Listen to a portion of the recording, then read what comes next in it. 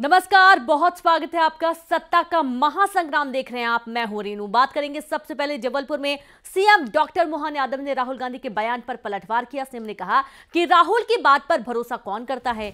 आजकल राहुल जो बोलते हैं उसमें कोई तथ्य नहीं होता, ना ही गंभीरता होती है। बता दें कि राहुल गांधी ने कहा था कि मोदी की सरकार एक बार फिर बनती है तो देश में आग लग जाएगी। इस पर मुख्यमंत्री ने कहा कि इस चुनाव में कांग्रेस का कहीं अता पता ही नहीं है, इसके जिम्मेदार राहुल ही हैं। सीएम ने आरोप लगाया कि राहुल गांधी ना तो कांग्रेस को गंभीरता से लेते हैं, ना ही चुनाव को।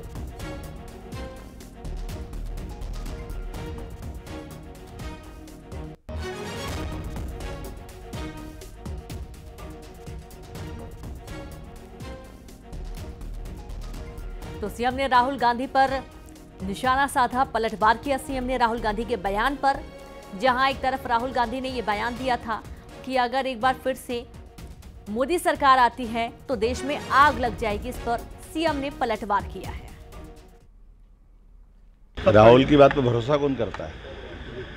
राहुल जो बोलते हैं उसमें कोई तथ्य होता नहीं, ना गंभीरता होती है। उनकी खुद की पार्टी उनको गंभीरता से नहीं लेती तो कोई कैसे क्या करेगा। मुझे इस बात की प्रसन्नता है कि कांग्रेस के अते पते नहीं लग रहे। कांग्रेस बहुत पीछे रह गई, लेकिन इसका जवाबदार अगर कोई है तो राहुल गांधी है। उनने उस कांग्रेस को गंभीरता से लिया ही नहीं, ना चुनाव को।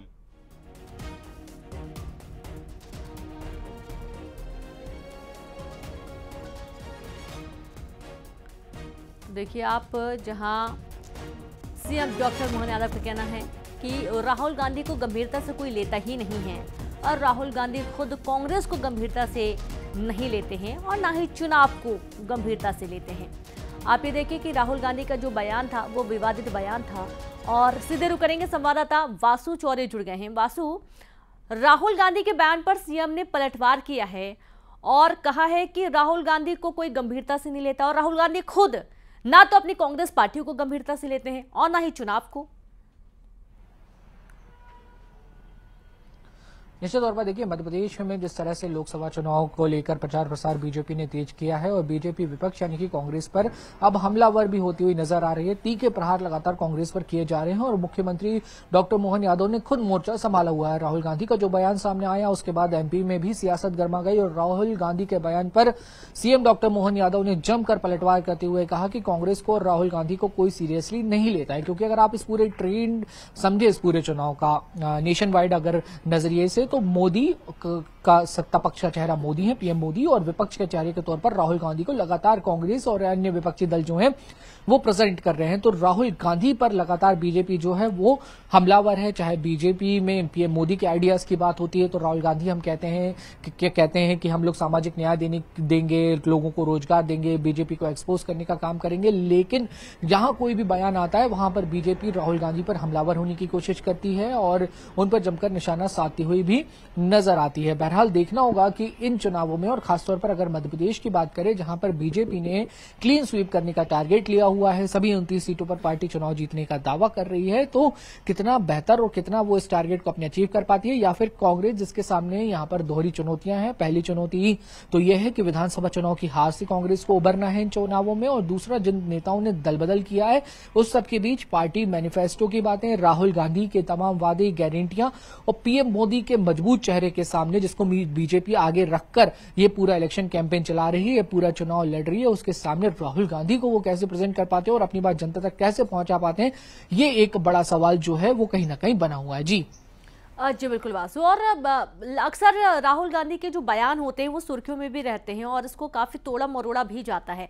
जैसा कि राहुल गांधी ने अभी हाल ही में बोला है कि अगर देश में दोबारा से मोदी सरकार बन जाती है तो पूरे देश में आग लग जाएगी। जाहिर सी बात है, आधारहीन ये बयान है और एक सीनियर लीडर जब इस तरीके के बयान देते हैं तो बाकियों को मौका मिल जाता है उन पर निशाना साधने का। और जैसा कि सीएम बोल भी रहे हैं कि उनकी बात पर भरोसा कौन करता है, तो बहुत हल्के शब्द हो जाते हैं राहुल गांधी के, बहुत हल्के बयान हो जाते हैं, कई बार ये भी देखा जाता है। देखिए, तो चुनावी समर है, पक्ष विपक्ष की ओर से आरोप प्रत्यारोप का दौर है, वो कहीं ना कहीं जारी रहेगा। और ये पहली दफा नहीं है जब राहुल गांधी ने मोदी सरकार पर तीखा हमला बोला हो, करारा हमला बोला हो। इसके पहले भी वो कई मामलों को लेकर सरकार को घेरते हुए नजर आए हैं, कटघरे में खड़े करते हुए नजर आए हैं, और इसी तरीके की बयानबाजी कांग्रेस के अन्य नेताओं की ओर से भी की गई है। हाँ, ये बात जरूरी है कि आपको जो भी बयान देते हैं, पक्ष के नेता हो, विपक्ष के नेता हो, उसको बहुत सोच समझ कर देना चाहिए, क्योंकि कौन सा बयान कब तूल पकड़ ले और कब आपके लिए राजनीतिक मुसीबत खड़ी कर दे, ये कोई कह नहीं सकता। बिल्कुल, बिना फैक्ट्स के बयानबाजी करना कहीं से भी सही नहीं है किसी भी लीडर के लिए, जिन्हें बड़ी संख्या में लोग फॉलो करते हैं, जिनके बड़े समर्थक हैं, उन्हें तो खासतौर पर आधारहीन बयान देना ही नहीं चाहिए। बहुत शुक्रिया आपका वासु, तमाम जानकारी साझा करने के लिए। और चलिए कुछ और अहम खबरों का अब हम जिक्र करेंगे। बात करेंगे बीजेपी के राष्ट्रीय अध्यक्ष जेपी नड्डा आज इंदौर आएंगे और वे यहां इंदौर लोकसभा सहित 4 सीटों पर क्लस्टर कोर टीम के साथ बैठक करेंगे। इंदौर के बाद नड्डा सीधे उज्जैन जाएंगे, उज्जैन में बाबा महाकाल के दर्शन करेंगे और इसके बाद राजस्थान के झालावाड़ के लिए रवाना हो जाएंगे। दोपहर में वे इंदौर लौटेंगे। इंदौर, धार, खरगोन, खंडवा और रतलाम लोकसभा क्षेत्र के प्रमुख नेताओं से बातचीत करेंगे। बड़ी खबर आपको दे रहे हैं, बीजेपी के राष्ट्रीय अध्यक्ष जेपी नड्डा आज इंदौर आएंगे। वे यहां इंदौर लोकसभा सहित 4 सीटों पर क्लस्टर कोर टीम के साथ ही बैठक करेंगे और इंदौर के बाद नड्डा सीधे उज्जैन जाएंगे।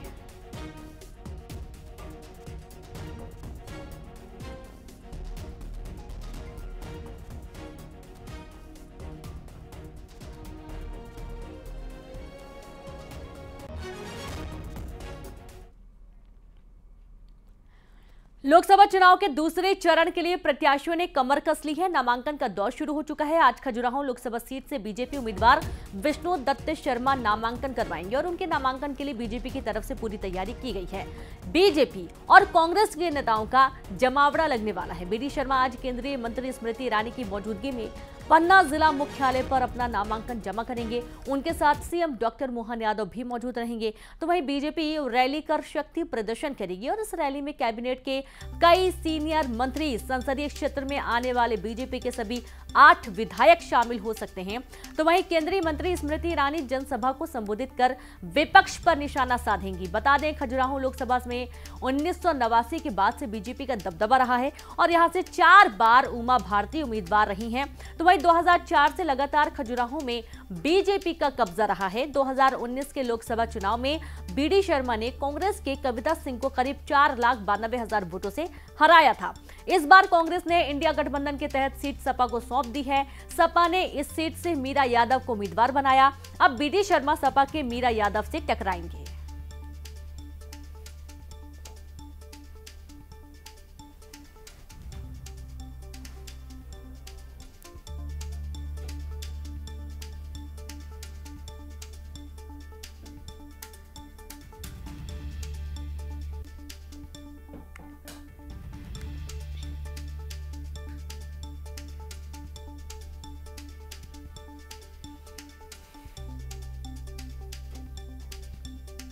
तो देखिए, खजुराहो करण जहां बीजेपी प्रदेश अध्यक्ष बीडी शर्मा चुनावी मैदान में हैं, तो वहीं समाजवादी पार्टी अलायंस के अंतर्गत यहां से चुनाव लड़ रही है और यहां से मीरा यादव को चुनावी मैदान में सपा ने उतारा है। बीजापुर में नक्सली मुठभेड़ से जुड़ी बड़ी खबर है, जहां बीजापुर लाए गए नक्सलियों के शव मुठभेड़ में अब तक 13 नक्सलियों के शव बरामद किए जा चुके हैं। आज सुबह सर्चिंग के बाद जवानों ने और 3 नक्सलियों के शव बरामद किए हैं। करीब 8 घंटे तक ये मुठभेड़ चली थी, जहां डीआरजी, सीआरपीएफ, कोबरा बटालियन और बस्तर बटालियन के जवानों के साथ ही नक्सलियों की कल दिन भर मुठभेड़ चली थी। बड़ी खबर आपको दे रहे हैं बीजापुर में नक्सली मुठभेड़ से जुड़ी बड़ी खबर है। बीजापुर लाए गए नक्सलियों के शव मुठभेड़ में अब तक 13 नक्सलियों के शव बरामद किए गए हैं। आज सुबह सर्चिंग के बाद जवानों ने और 3 नक्सलियों के शव बरामद किए। करीब 8 घंटे तक ये मुठभेड़ चली। डीआरजी, सीआरपीएफ, कोबरा बटालियन और बस्तर बटालियन के जवानों के साथ नक्सलियों की कल दिन भर मुठभेड़ चली थी।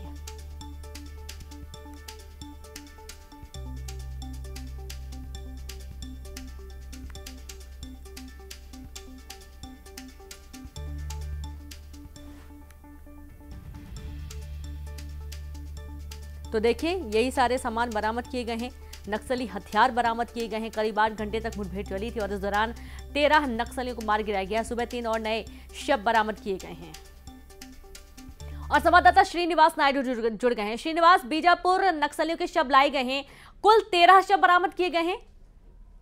जी बिल्कुल, कल सुबह 6 बजे से जो मुठभेड़ हुई है, अभी मुठभेड़ खत्म हुई है और इस मुठभेड़ के दौरान माओवादियों के 13 शव को सुरक्षा बलों ने बरामद किया है।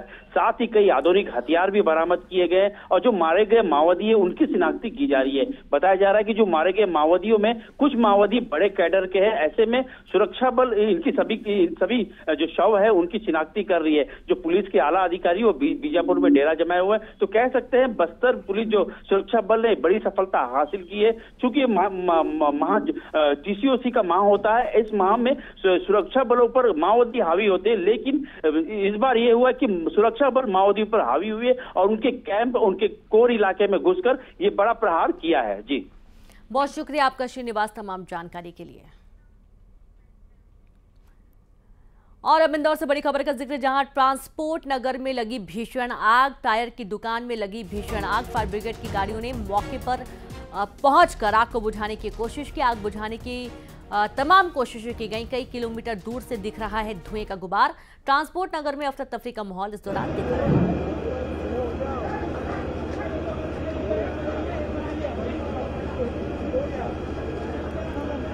तो ये देखिए भीषण आगजनी की तस्वीरें, एक्सक्लूसिव तस्वीरें आपको दिखाई जा रही हैं, जहां फायर ब्रिगेड की गाड़ियां मौके पर मौजूद हैं। आग को बुझाने के तमाम प्रयास किए जा रहे हैं। संवाददाता मिथिलेश जुड़ गए। मिथिलेश, ट्रांसपोर्ट नगर में भीषण आग की तस्वीरें हम देख पा रहे हैं, काफी भीषण ही आग लगी हुई है।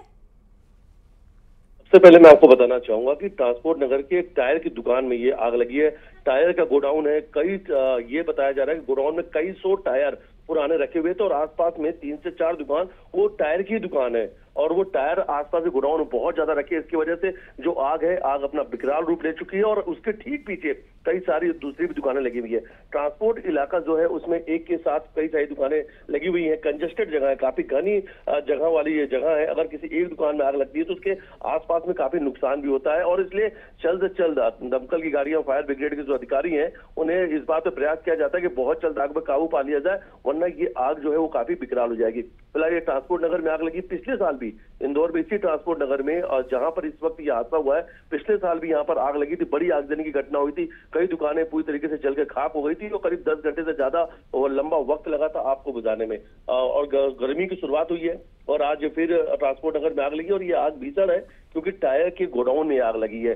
फिलहाल इस वक्त फायर ब्रिगेड की गाड़ियां मौके पर मौजूद है। आग बुझाने का प्रयास किया जा रहा है। जो आसपास की दूसरी जो ट्रांसपोर्ट नगर में दुकानें हैं, जहाँ पे वर्कशॉप का बड़ा काम होता है, 4 व्हीलर, जो बड़ी गाड़ियां, ट्रक और तमाम जो कमर्शियल गाड़ी है, उन सभी गाड़ियों का यहाँ पर काम होता है। तो सभी को वहां से हटाया भी जा रहा है। जो पीछे की तरफ जिनके गोडाउन है, जिनकी दुकानें हैं, उन्हें कहा जा रहा है जल्द से जल्द अपना सामान हटा ले। पीछे से कुछ रास्ता भी बनाया जा रहा है कि जल्द से जल्द उस आग को बुझाया जा सके, क्योंकि जो आग है वो धीरे धीरे विकराल रूप लेती जा रही है। आग के लपटों में अब तक कई दुकानें जलकर खाक हो चुकी हैं और दमकल गाड़ियां मौके पे और आग की जो लपटें हैं, जो धुएं है, वो कई किलोमीटर दूर से देखा जा सकता है। अगर इंदौर में करीब इस वक्त बात की जाए तो 6 से 7 किलोमीटर दूर से भी लोग इसके वीडियोस बना रहे हैं, जो सोशल मीडिया बहुत तेजी से वायरल हो रहा है, क्योंकि आतंक का काफी बड़ा गुब्बार भी नजर आ रहा है। ट्रांसपोर्ट नगर में आग लगी है। चिंता की बात इसलिए क्योंकि आसपास में कई सारे दुकानें, ट्रांसपोर्ट नगर में एक दूसरे से लगी हुई दुकानें हैं और इसलिए जल्द से जल्द इस आग पर काबू पाने का प्रयास भी किया जाता है।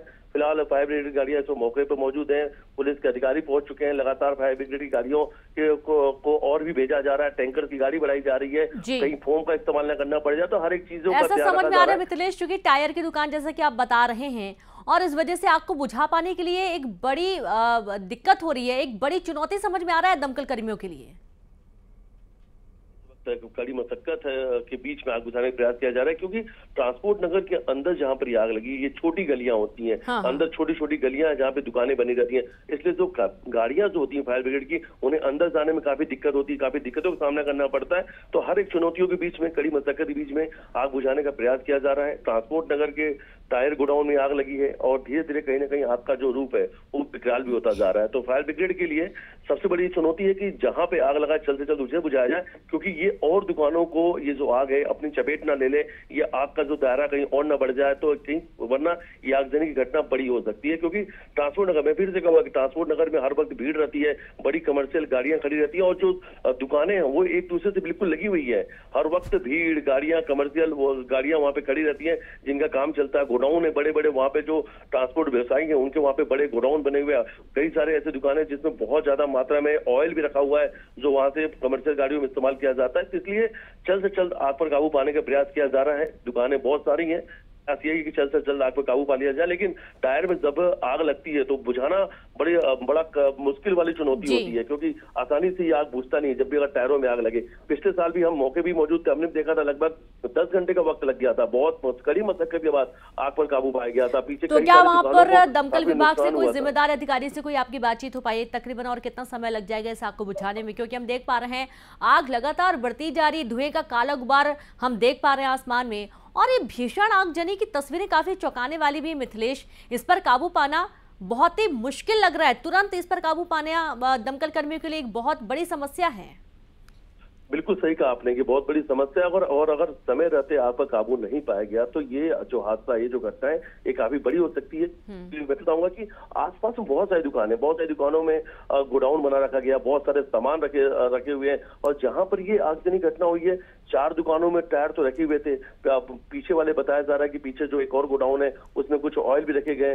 तो इस सब को ध्यान में रखते हुए कि जल्द से जल्द आग पर काबू पाने का प्रयास किया जा रहा है। हर तरफ से इस वक्त पानी का जो बौछार है या जो पानी का प्रेशर है डाला जा रहा है। इस वक्त मैं भी आपको बताना चाहूंगा कि ट्रांसपोर्ट नगर के आसपास के जो रूट है उन्हें भी कुछ डाइवर्ट किया गया, लोगों को जाने से रोका जा रहा है क्योंकि काफी भीड़ भी लग चुकी है। लेकिन इस वक्त अगर इंदौर के आसमान की बात करें तो इंदौर में जिस तरफ से भी लोग देखेंगे इस वक्त आसमान पे एक धुएं का एक बड़ा जो बिल्कुल, और साथ ही मिथिलेश जो हम तस्वीरों में देख पा रहे हैं मिथिलेश, वहां पे आसपास और भी कई बिल्डिंग्स हैं, कुछ मकान भी लगता है बने हुए हैं, यानी कि घना मोहल्ला समझ में आ रहा है, और इसके बीच में गोडाउन, यहाँ ये भी एक बड़ा सवाल। और दूसरी बात ये कि जाहिर सी बात है जहाँ पर ऑयल होगा, टायर जैसी ज्वलनशील चीज़ें होंगी, ज्वलनशील पदार्थ होंगे, तो आग तो भड़केगी ही।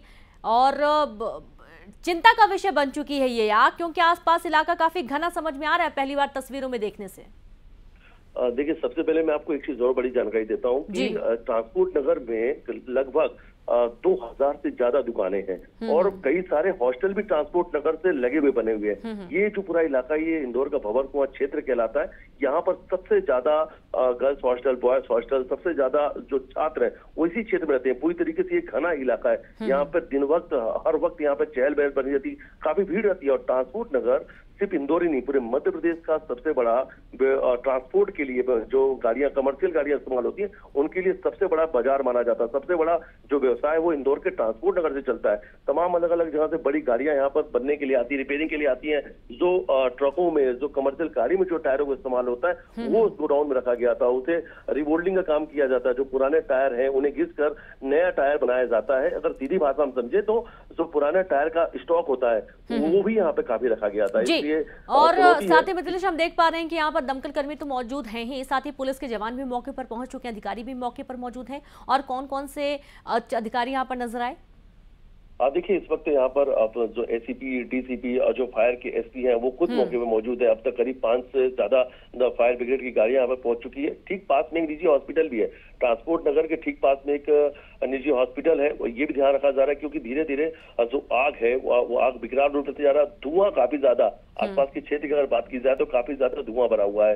तो कहीं ना कहीं लोग घुटन से भी, और जो धुआं उस गुब्बार से भी लोग को काफी परेशानी हो रही है। क्योंकि ठीक पीछे बोरा समाज का, जिसे खाती वाला टैंक के नाम से कहा जाता है, बिल्कुल पास में भंवर कुआं चौराहा है जहां पर बहुत सारे गर्ल्स और बॉयज हॉस्टल भी बने हुए हैं। तो ट्रांसपोर्ट नगर आसपास की जो कॉलोनियां, उनसे घिरा भी हुआ है। एक बड़ा निजी हॉस्पिटल भी मेन रोड में बना हुआ है। तो इसलिए चुनौतियां बड़ी हैं। जल्द से जल्द आग पर काबू पाया जाए, वरना अगर एक बार ये आग अपना विकराल रूप ले लेगी तो उसे बुझाने में काफी दिक्कतों का सामना करना पड़ेगा। एक और अहम सवाल थोड़ा स्पष्ट करें, थोड़ी असमंजस की स्थिति भी ये भी कि अंदर क्या कोई मौजूद था इस गोडाउन के अंदर?